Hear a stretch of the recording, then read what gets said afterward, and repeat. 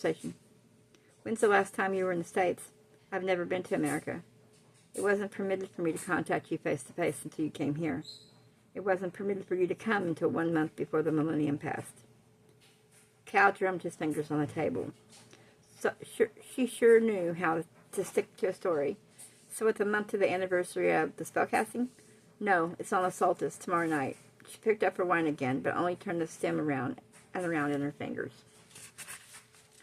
Cutting it close, aren't you? You didn't want to hear me, and I waited too long. It was pride. I was wanting you to call me just once.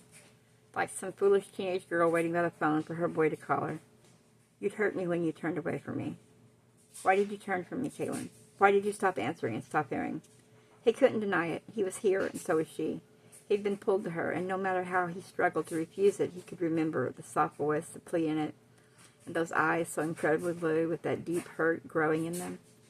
It was, he realized, accept this or accept insanity, because I didn't want to answer and I didn't want to be here. I wanted to be normal.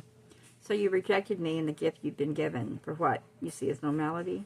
Do you know what it's like to be different, to be odd? I suppose you do, he muttered, but I hated it, and I hated seeing how it worried my parents. It wasn't meant to be a burden, but a joy. It was part of her, part of me, that was passed to you, Caitlin, the small gift of sight, to protect you, not threaten. I didn't want it. He shoved back from the table. Where are my rights in all this? Where's my choice? She wanted to weep for him, for the small boy who hadn't understood that his uniqueness had been a loving gift, and for the man who would reject it still. The choice has always been yours. Fine, I don't want any of this. And me, Caitlin? Do you not want me as well? No. It was a lie, and it burned on his tongue. I don't want you. He heard the laughter and nasty buzz on the air. He hissed and arched her back, and then growled out a warning.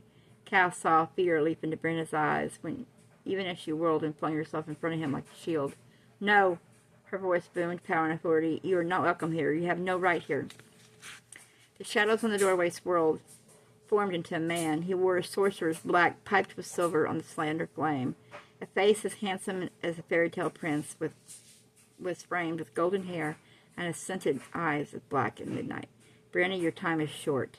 There is no need for this war between us. I offer you such power, such a world. You've only to take my hand and accept. Do you think I would?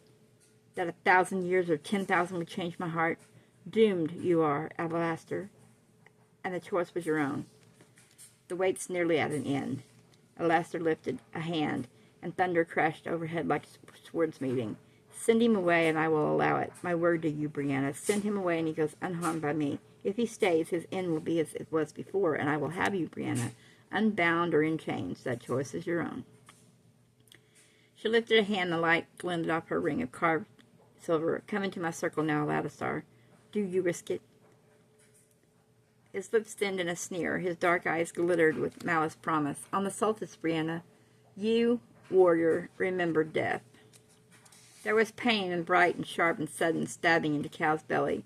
It burned through him like acid, cutting off his breath and weakening his knees, even as he gripped Brianna's shoulder and shoved her behind him. Touch her and die. He felt the words rise in his throat, heard them come through his lips. He felt the sweat purl cold and clammy on his brow as he faced down the image. And so it faded, leaving only a dark glint like a smudge and an echo of taunting laughter.